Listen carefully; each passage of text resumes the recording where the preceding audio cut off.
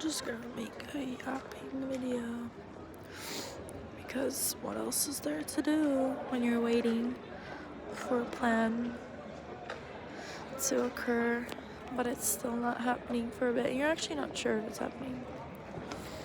Oh, today's topic. I've already spoken about this on my channel before, but I think I will go into more depth about it because I am literally in this city right now that I both absolutely love with my entire being, while also feeling extremely inadequate in every single way, in all the time. And it's especially difficult to come to terms with being a pretty average person, a pretty average intellect, pretty average abilities. There's just nothing about you that is extraordinary, and then you're surrounded by people that come from the most extraordinary families with the most extraordinary skills, talents, abilities, intellect, etc. And it's very hard to not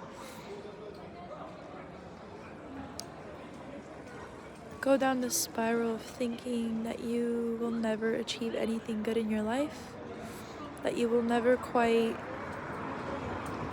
I don't even want to say those words, but I'm just trying to explain. It's very challenging to not end up picking yourself apart and kind of letting a lot of doubts enter in and put you in a very bad mood, because I'm at a point in my life where I've realized that I'm not one of those people where I can just infinitely push myself beyond my limits without it genuinely destroying me. There are some people that can just keep pushing themselves as far as you can possibly push yourself to achieve greatness. And I've always wanted to achieve greatness, but I realized that after years of doing that, it started to really, all it ever did was just destroy my mental health more and more. It was not leading to anything good ever. And with each new year that I would push myself more and more, it was just damaging me. And it would burn me out. And my capacity to be able to push myself in to such an extent lessened more and more and more, because my nervous system was just screwed, from years of relentless, essentially bullying myself into not being good enough, not being smart enough, not being talented enough, not ever being enough in anything. And I always thought, I can always do better. Why am I not good enough? And so years of doing that crap is obviously going to result in some pretty bad crap, because it's one thing to push yourself a little bit from where you're at, but it's another thing to genuinely just completely ignore your body telling you that it cannot keep going, and that you're simply not built for that. And that's okay. It doesn't mean that you're weak. It literally just means that's your limit. And everyone's limits are different, and your limits are there. Other people's limits are higher, but you can't change your limits. So,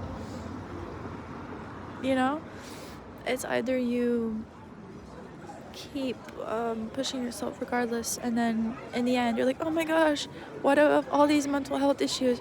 Oh my gosh, what's going on with my body? Why is my hair falling out? Blah blah blah. Or you maybe take a pause and think, wait a minute, maybe my path doesn't look like this. Maybe other people achieve greatness by pushing themselves beyond their limits over and over again, leading to a lot of issues down the line. Maybe some people, that's just, they were able to get through it and they were fine. But I'm not one of those people. And I have been shown that just by the age of 21. That's just not the path for me. I thrive the best. And I see my goals being achieved all around me during the times where I flow with life, where I take things slowly, where I take things on my own time, where I'm not betraying myself, where I'm not self-sabotaging, where I'm not stacking on way too much that I can too much from what I can handle. That's when I thrive. That's my path. Other people, like I said, they have their thing going on. Maybe it works for them, that they're in this constant, non-stop, giving absolutely no grace to themselves, this insane, rigorous discipline. Okay, cool. But that's not what works for me. Because I've been there, done that. So anyway, having put all this together, I bring it up because I still sometimes can get caught up in a lot of overthinking, where even when I'm doing 10,000 things, and all of it is things that I wouldn't have even dreamed about doing just a few years ago, because there are people that will always have 20,000 times more in some kind of way, I end up comparing myself to them. And I end up convincing myself that what I'm doing is not enough and I still have such a long way to go. And although it's definitely good to strive, and in that way you are able to continuously grow and you don't stay stagnant, you don't think, okay, yep, this is good enough, but you are genuinely in that way helping yourself grow because you constantly have something to strive for. There will always be something more than you. That's good. But it becomes unhealthy and toxic when it's not coming from a place of genuine, oh my gosh, you're so chaotic. When it's not coming from a place of genuine want and desire to grow in a beautiful way, and instead it's coming from a place of lack, from a place of not feeling like you're enough, like you're not worthy enough, not being secure enough within yourself. That's when it becomes a problem, because then it's not coming from an intrinsic motivation anymore. It's coming extrinsically, which is, I need to have as much of this as that person, and only then I'm going to be worthy. No, I am worthy. However, I recognize that there's even more to life. There's even greater to life. There are even greater things to achieve than where I'm at right now. And I am someone that is all about growth. So I would like to continue to grow. That's completely different mentality. So I still can sometimes get caught up in letting these, what to me obviously are perceived as fixed elements of myself, including my intellect, because I literally can't do anything about it. Like, this is just what I'm born with. This is literally just how my brain works. I'm 21 now. My brain's almost done developing. So, like, there's only so much more that I can do to improve my intellect and the way that my cognition operates and processes things. And my whole, half of my life I've spent being obsessed over that. Obsessed over trying to find a way to crack the code, right? Trying to find a way there must be a way that I can improve. There must be a way that I can become smarter. This cannot be the end. This cannot be a fixed thing. Come on, brains are malleable. Like, this is ridiculous. Neuroplasticity, come on, that's a thing, right? So surely I can suddenly become a genius. I can suddenly increase my IQ. I was obsessed over the idea of becoming smarter and not being stupid, and any time that I felt even the slightest indication that I was a little bit slow, or that somebody maybe thought I was a little bit slow, or maybe I said the wrong thing or did the wrong thing that would make someone perceive me as someone a little bit slow, I would spiral. Because my whole life, I've wanted to be anything but average.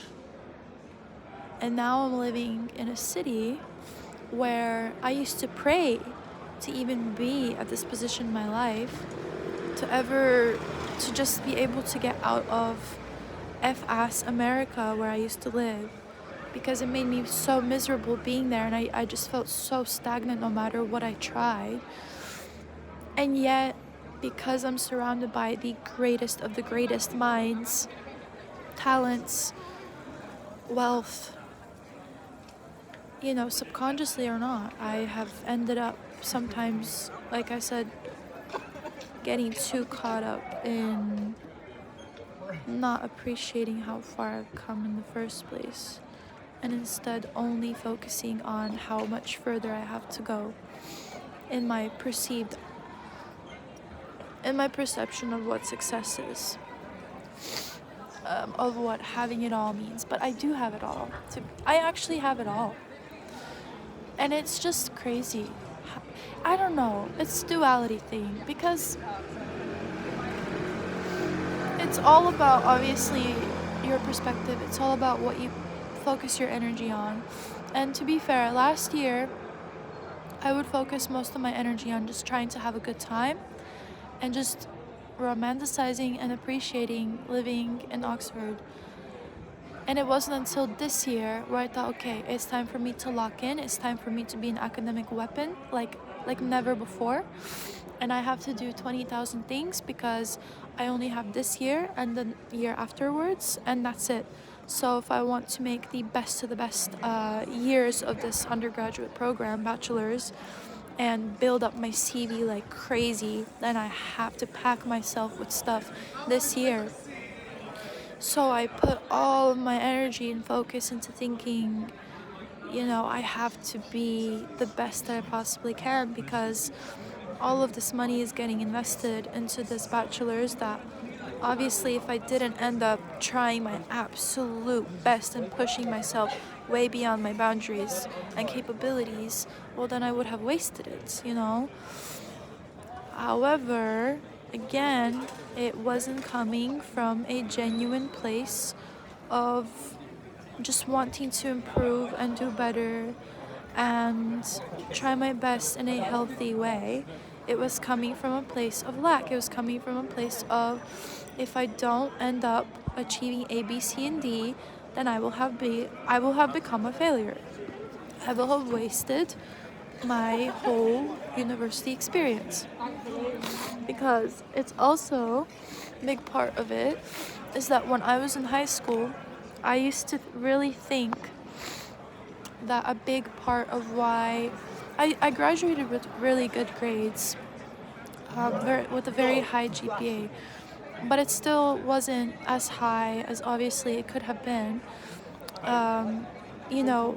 My goal at the beginning of high school had been to obviously graduate with a 4.0 or very close to it, and I was getting up there. And then COVID hit, and I was hit with very severe depression and other mental health issues. So for the longest time, I had blamed my slight drop in my overall GPA to that time period, which was about a year and a half, where I had, severely struggled with depression. And I thought, okay, it's not that I'm not smart enough, it's just I was going through a really hard time. But even through that really hard time, I still managed to graduate with a very high GPA. So that means that now that I'm in university and I get a whole restart, right? Starting from zero to build up this GPA until I graduate. And surely I will be, if I just put in a lot of effort and I try my best and, study my butt off, then I'm going to be able to graduate with a very lovely overall GPA. But I realized that's not how it works here. There's a lot of different factors involved in it, but it made me realize being here that I don't think it was really necessarily ever about ever to do that much with mental health. It was just the fact that I was trying to do something that was really harming my nervous system, which was constantly bullying myself into doing better. But again, I did better a lot of times, but it was at the cost of my nervous system, and it was at the cost of my well-being. Because if I didn't get anything but pretty much perfect on all my assignments, I would genuinely just spiral and melt down. But that's not, you kind of realize after a while that pattern, that maybe it's not that you didn't work hard enough, it's just that you literally are capped at a certain intelligence. And I didn't want to accept that for the longest time, and that's why I just continued to push myself relentlessly. I didn't care. I constantly would blame myself for just not working hard enough. But I was working so hard that I was burnt out. So it goes to show that it wasn't about that. It was just the fact that I refused to accept that my intelligence is certain. It's just capped at a certain level, and there's nothing I can do about it. I can definitely work with it and do the best that I can still. It's not to say that just because I'm capped at a certain level, I don't try my best. But it's again, sorry to repeat myself, but it is again about the whole idea of there is pushing yourself for growth, for improvement, and truly trying your best with what you have. And then there is bullying yourself and exhausting yourself and completely setting these way beyond your genuine capacity and well-being expectations. And if you don't reach them, you bully yourself even more. And you are constantly being your own biggest enemy just because you can't reach the expectations set that you don't have the capacity to set. So, in summary, it's challenging sometimes. It's challenging sometimes to live in a city where everything is possible technically, because there are so many opportunities all around, and you constantly feel like an imposter because you are involved in a lot, and you know a lot of people, and you know a lot of things. But at the same time, when you're by yourself, you sit back and you realize that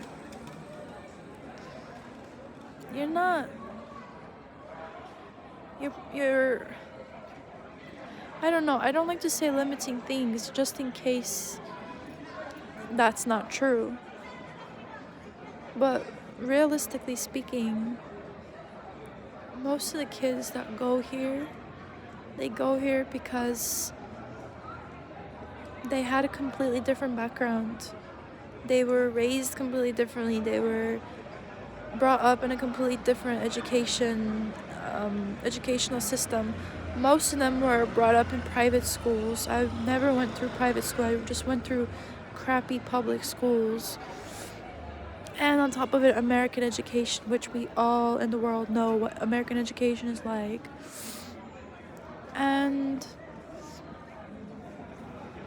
they had money. They had money to be able to get tutors and to be able to get to the best schools that provided the best support, and to be able to meet a bunch of other people that can open doors for them. And you can't be upset and constantly miss out on giving yourself grace just because you're not at the same place as them. Again, they had a entirely different background than you and upbringing. Everyone does. Everyone has their own unique upbringing. So You just have to accept that you have what you have, and your path looks different, and you're still going to end up in your own definition of success. But you have to stop looking for others to define what success is for you, because then that's not your own success.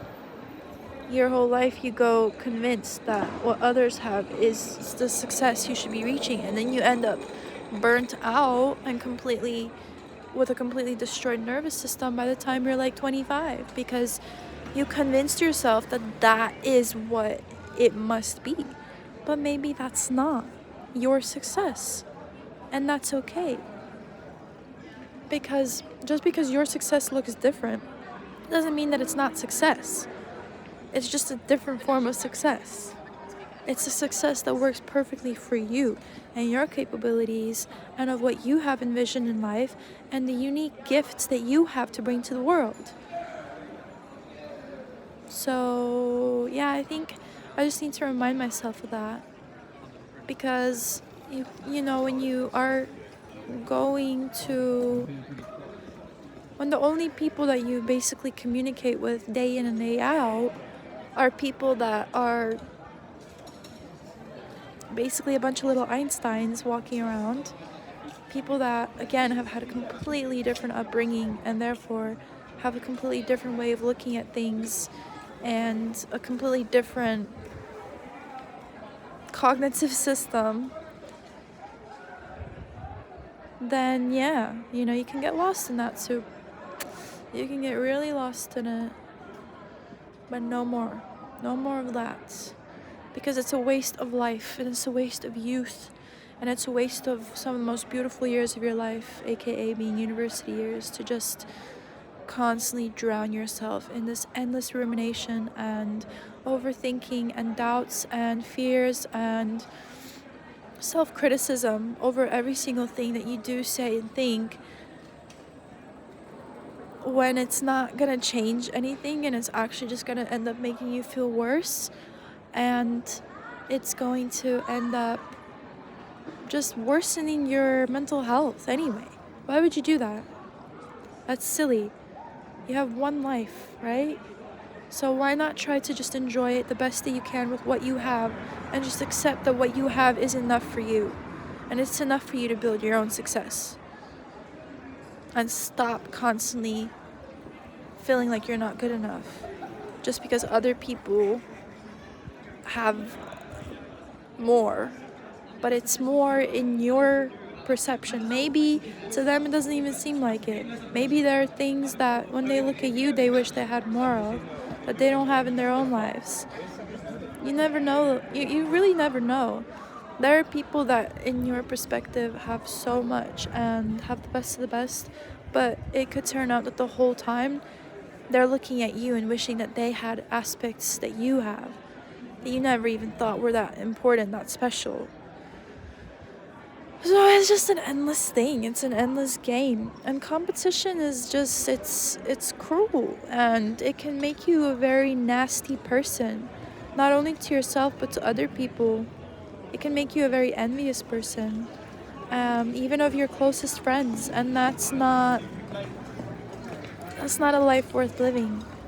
You at least want to be a good person and trying to give the best that you can out to the world while you're still here, and to just let competition and greed and envy swallowing you like that, well, I think that's a pretty wasteful life, because at the end of it all, maybe you will have gotten your screwed up perception of success, of other people's success, but because it was another person's success and it cost you genuine connections and being a genuinely good person, you'll probably end up pretty dang miserable because of it.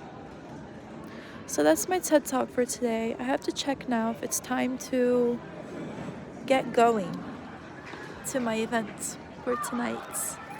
But thank you for listening, angels, and I hope you have a lovely rest of your day, and that this may be a help to lift your moods. And remember that you as well are an incredibly unique, beautiful human being that has so much to offer. because there's only one of you with all of the little quirks and background history that makes you you. So we need you in the world. I love you. Bye.